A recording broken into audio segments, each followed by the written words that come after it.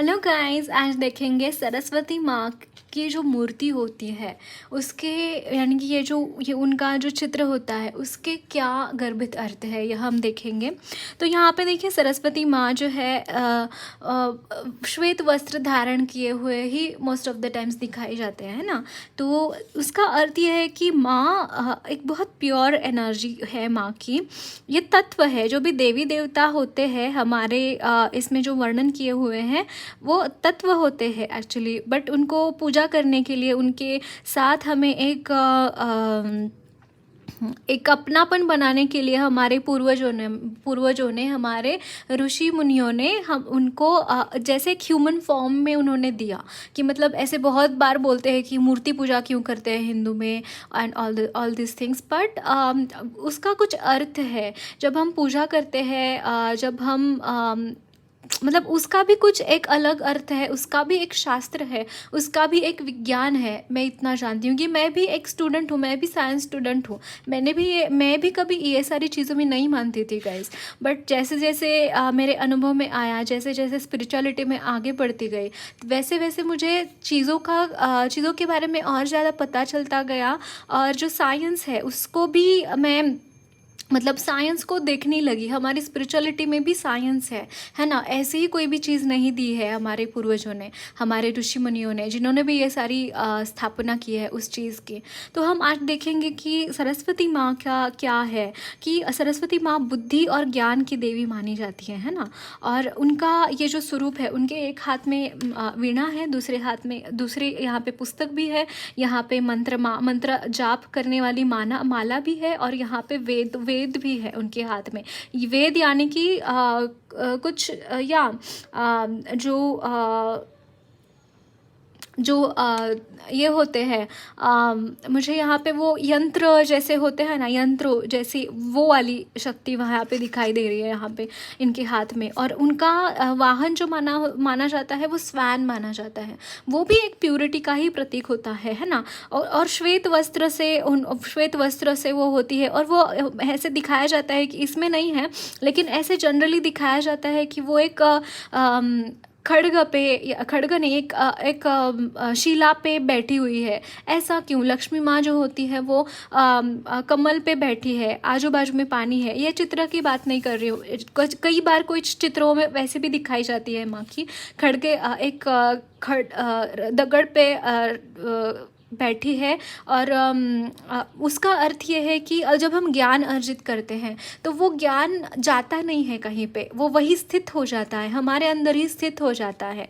जैसे कोई शिला होती है, अगर उसको वो हिल नहीं पाती ना, हिल डुल नहीं पाती, वैसे ही उनका जो ज्ञान होता है, कोई भी ज्ञान हम अर्जित करते हैं तो वो हमारे अंदर रह जाता है, वो बह नहीं जाता। लेकिन लक्ष्मी माँ की ऊर्जा क्या होती है? लक्ष्मी माँ को चंचला भी कहा जाता है।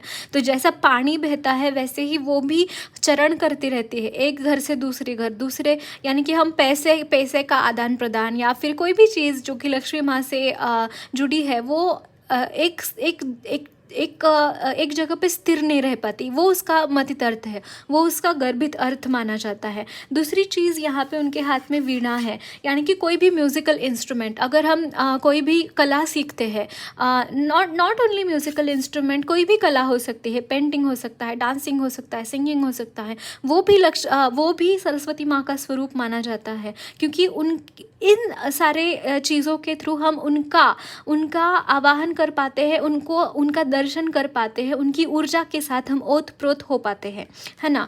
तो म्यूज़िकल इंस्ट्रूमेंट कोई भी म्यूज़िक के रिलेटेड होता है तो वो सरस्वती माँ की ऊर्जा मानी जाती है। क्योंकि म्यूज़िकल इंस्ट्रूमेंट जब हम कोई भी बजाते हैं तो उसमें मेन चीज़ ये होता है कि हम बहुत ज़्यादातर हम प्रेजेंट मोमेंट में कैसे रह जाए वो हम उससे समझ पाते हैं, है ना। कोई भी म्यूज़िकल इंस्ट्रूमेंट हो सके, कुछ भी हो सके, डांस हो सकता है, कुछ भी, तो वो प्रेजेंट मोमेंट में रहने की वो कला होती है ना। तो उसकी वजह से सरस्वती माँ के ऊर्जा के साथ हम काम कर पाते हैं। फिर है यहाँ पे बुक है उनके साथ, जो कि ज्ञान का ही प्रतीक है। यानी कि कोई भी जब तक हम पढ़ लिख नहीं पाते, जब तक हम तब तक व्यवहार ही नहीं हो पाते, तब तक हम आगे नहीं बढ़ पाते, है ना। जो बुक्स होते हैं, इंटेलिजेंस, गुरुदेव ने एक और चीज़ उसके बारे में वो बोली है गाइस कि जो भी हमारा राइट और लेफ़्ट ब्रेन होता है ना, जो राइट ब्रेन होता है वो होता है हमारे भावनाओं से निगडित, और जो लेफ़्ट होता है वो होता है हमारे एक्शन से निगडित। यानी कि एक होता है इमोशंस के लिए, और एक ब्रेन होता है, मतलब दो हाफ्स होते हैं हमारे ब्रेन के, और दूसरा होता है हमारे एक्शंस से निगडित, है ना। उसका संदर्भ होता है एक्शन इंटेलिजेंस से, एक इंटेलिजेंस के लिए होता है और एक होता है इमोशंस के लिए।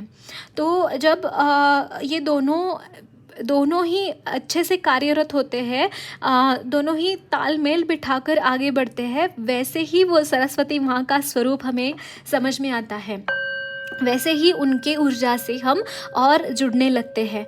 ओके, तो ये तो चीज़ है, ये एक प्रतीकात्मक चीज़ है ये भी कि जैसे ही हम हमारे भावनाओं और हमारे इमोशंस और हमारे इंटेलिजेंस को दोनों को तालमेल बिठा के हमारे लाइफ में हम जैसे ही आगे बढ़ते हैं, वैसे ही हम सरस्वती माँ के ऊर्जा के साथ समीप आ जाते हैं।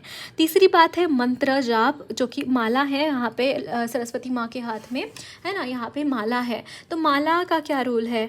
जब हम कोई भी मंत्र जाप करते हैं, कोई भी देवी देवता का हो, तो वो भी सरस्वती माँ की ही ऊर्जा होती है। जब हम वहाँ पे प्रवेश करते हैं, कभी भी आप याद कीजिएगा गाइस, आपने कभी भी कोई भी मंदिर में गए हैं, कोई भी आपने मंत्र जाप किया है, सादा ओम नमः शिवाय जाप ही क्यों ना हो, आपने अगर वो भी किया होगा, तो वहाँ हर देवी देवताओं से निगडित है सरस्वती माँ। कैसे कि हम उनका मंत्र जाप अगर करें, कोई भी देवी देवताओं का, तो वो जो ऊर्जा, वो जो प्यूरिटी होती है, वो सरस्वती माँ की ही प्यूरिटी होती है। वो जो एक ट्रांस स्टेट जिसे बोलते हैं, जो एक मेडिटेटिव स्टेट जिसे बोलते हैं, वो भी सरस्वती माँ की ही ऊर्जा होती है ना। तो ये कुछ मुझे यहाँ आज ये वीडियो करने का मन किया। और एक बात मैं बताना चाहती हूँ कि सरस्वती माँ जो है वो विद्या और ज्ञान की देवी मानी जाती है ना, ये तो हम सबको पता है। और वो तीन चीज़ों में होता है उनका अस्तित्व, ध्यान, ज्ञान और गान।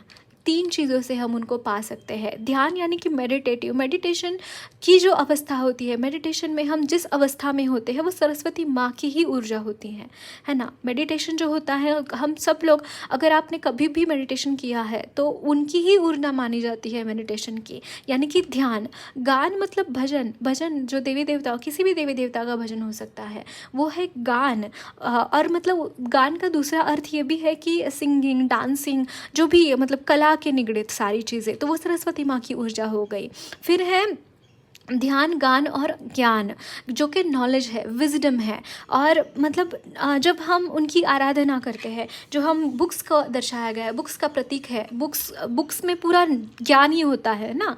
वो चाहे धार्मिक ग्रंथ हो, चाहे वो कोई भी ग्रंथ हो या फिर कोई भी पुस्तक हो, उसमें ज्ञान ही पाया जाता है ना। तो उनका एक और दूसरी एक चीज़ है, जब हम ऑलरेडी उनके सतह पर उन ज्ञान में ध्यान में जाते हैं, जब हम ऑलरेडी उनके साथ एक रूप हो जाते हैं, तो ज्ञान वैसे ही प्राप्त हो जाता है, कोई बुक्स पढ़ने की ज़रूरत नहीं। क्यों? क्योंकि वो सरस्वती माँ की ही ऊर्जा है। जब हम मेडिटेशन करते हैं, जब हम उनका मेडिटेशन के थ्रू उनके जो लहरें हैं, उनके जो प्यूरिटी है, उनको अनुभव करते हैं, तो ज्ञान स्वतः ही हमें हो जाता है चीज़ों का।